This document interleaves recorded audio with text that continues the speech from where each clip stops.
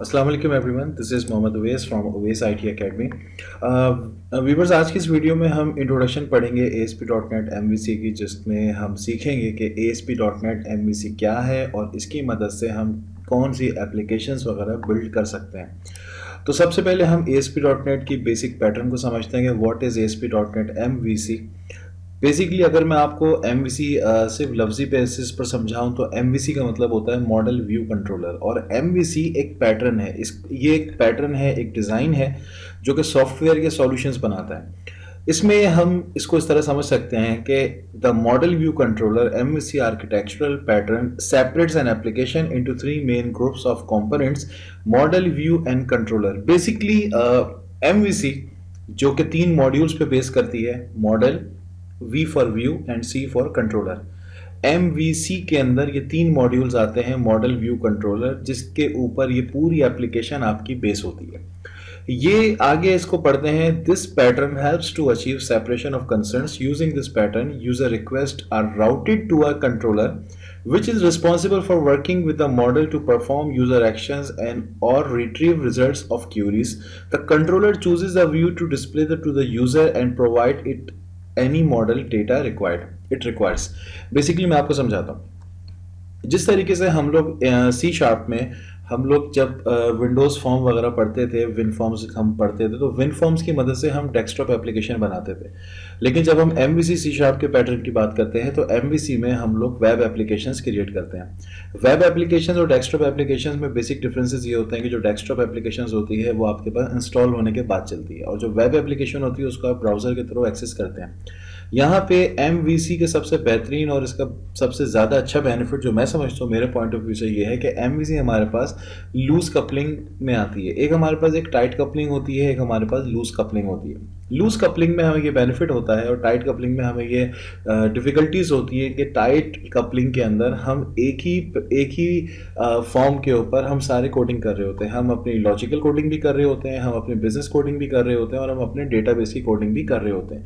लेकिन जो loosely coupled pattern होता है उसमें हमारे पास बेसिकली आपकी जो कोर कोडिंग है वो सेपरेट होती है, जो डेटाबेस की कोडिंग है वो सेपरेट होती है, जो आपको व्यू करवाना है वो आपका सेपरेट होता है। तो MVC के अंदर लूजली कपल्ड प्रोग्रामिंग जो है ये बहुत ज़्यादा बेनिफिशियल है as my point of view.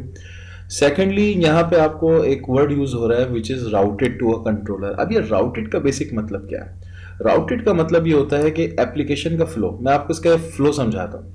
देखें, एप्लीकेशन का फ्लो ये होता है कि जब आपकी एप्लीकेशन रन होती है, जब आपकी एक वेबसाइट, जब आपकी एक वेब एप्लीकेशन आप ब्राउज़र पे उसको चलाते हैं, तो सबसे पहले वो आपके कंट्रोलर में जाता है, क्योंकि कंट्रोलर के अंदर ये डिसाइड होता है कि आपने सबसे पहले दिखाना क्या, आपका पेज सबसे पहले क्या चीज़ डिस्प्ले करेगा, कौन सा आपके पास जो मेथड है, जो व्यू है वो आपके पास डिस्प्ले होगा, जो कि डिसाइड करता है कंट्रोलर।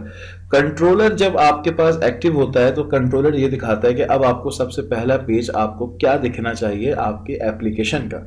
कंट्रोलर के बाद एप्लीकेशन फ्लो करती है, उसके बाद ये जाती है मॉडल के पास। मॉडल हमारे पास डेटाबेस होता है।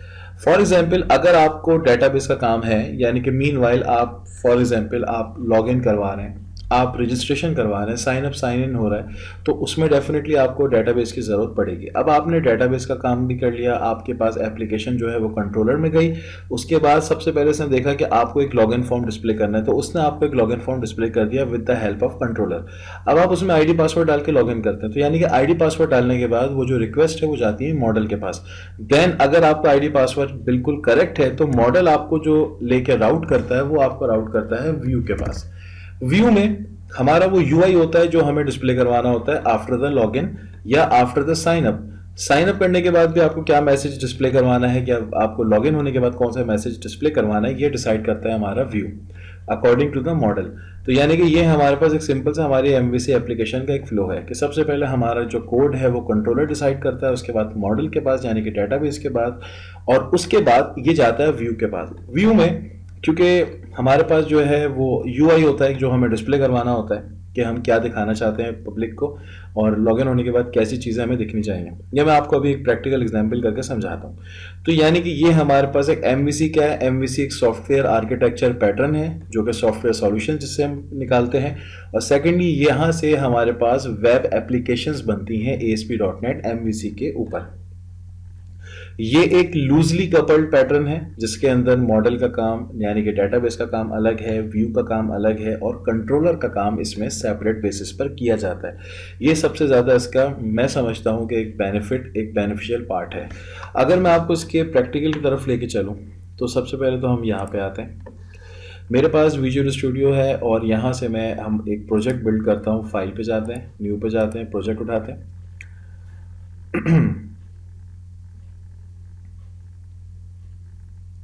ठीक है, तो आप यहाँ से विजुअल सी शार्प को चूज करेंगे, उसके बाद आप वेब पे जाएंगे, देन आप ASP.NET वेब एप्लीकेशन चूज करके आपने यहाँ से क्या करना है, यहाँ से इसको ओके करना है।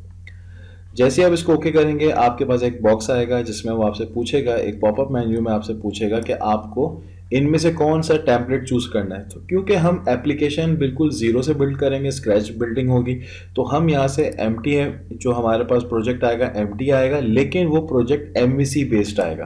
तो आपने MVC पे चेक लगाना है और उसके बाद इन केस अगर आपके पास होस्ट इन द क्लाउड पे चेक लगा हो तो आपने इसको अनचेक करना है, क्योंकि हम अपनी एप्लीकेशन को किसी भी क्लाउड पे होस्ट नहीं करने जा रहे और आपने यहाँ से इसको ओके करना है। इट टेक्स सम टाइम, ये थोड़ा सा टाइम लेगा इसको बिल्ड करने में और उसके बाद मेरे पास एक पूरा आर्किटेक्चर स्टार्ट हो जाएगा। हम थोड़ा सा वेट करते हैं कि ये इसको थोड़ा सा बिल्ड करें, देन फिर हम स्टार्ट करते हैं।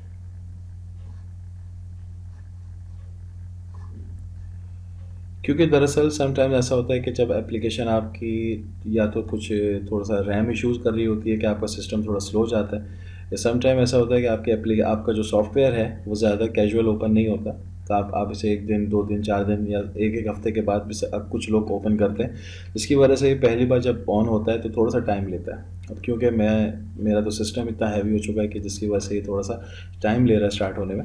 तो देखिए इससे मेरे पास प्रोजेक्ट जो है वो पूरा बिल्ड कर दिया है और मैं आपको अभी इसका आर्किटेक्चर समझाता हूँ। ये कुछ अपनी चीज़ें फाइनलाइज कर रहा है तो इसको होने देते हैं। ठीक है जी, तो यहाँ पे इसने ये कर लिया तो अब आप देख सकते हैं ये मेरे पास पूरा एक सॉफ्टवेयर का एक आर्किटेक्चर आ गया। यहाँ पे आपको app data, app start, controller, models, script, views और डिफरेंट कुछ फाइल्स आपको यहाँ पे दिख रही हैं। तो हम स्टार्टिंग करते हैं सबसे पहले ऐप डेटा से।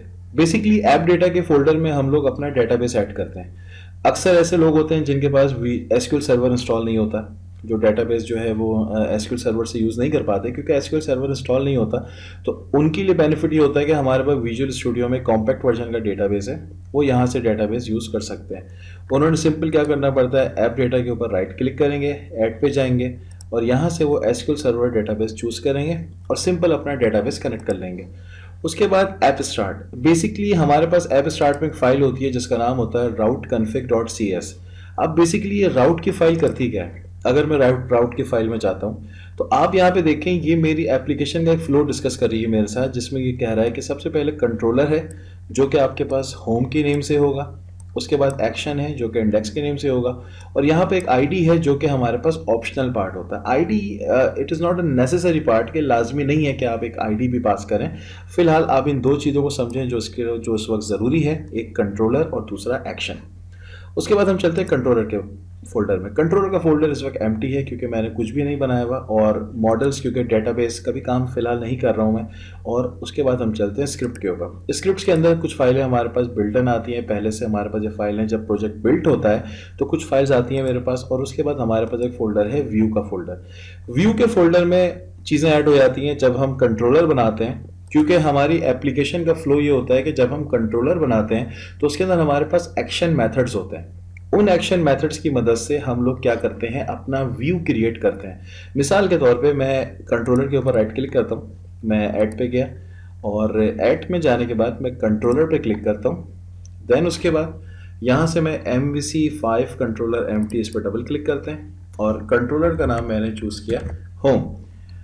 आप इसका नाम चेंज भी कर सकते हैं, आप इसका नाम कस्टमाइज करके अपनी मर्जी से भी आप कोई नाम इसका यूज़ कर सकते हैं, इसमें कोई दो राय नहीं है और इसको हम बाद में सेटिंग इसकी चेंज कर सकते हैं। इसको फिलहाल मैं होम ही रखता हूँ और यहाँ से मैं इसको ऐड करता हूँ। तो मेरे पास जैसे ही यहाँ पर एक कंट्रोलर होम के नाम से ऐड होगा और एक व्यू जो है मैं उस वक्त आपको दिखाऊंगा यहाँ पे।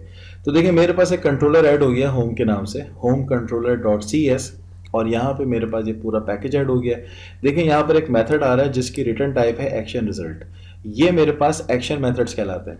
और जिसके अंदर हम एक व्यू रिटर्न करते हैं, तो यहाँ पे हर एक्शन मेथड का एक व्यू रिटर्न होता है। तो यहाँ पे व्यू रिटर्न व्यू लिखा हुआ है आपके पास। अब आप देखें व्यू के अंदर मेरे पास एक होम के नाम से एक फोल्डर बनी है। अब हम इसका एक व्यू ऐड करेंगे और जैसे ही मैं व्यू ऐड करूंगा तो यहाँ पे कुछ फाइल्स मेरे पास ऑटोमेटिकली ऐड हो जाएंगी। मुझे ये करना है कि मेरे पास जो इंडेक्स लिखा हुआ है इसके अंदर राइट क्लिक करें और यहाँ से आपने ऐड व्यू करना है। जैसे ही आप ऐड व्यू पे क्लिक करते हैं तो मेरे पास यहाँ पे एक इंडेक्स का मेथड आ रहा है और हमने यहाँ से इसको ऐड कर दिया।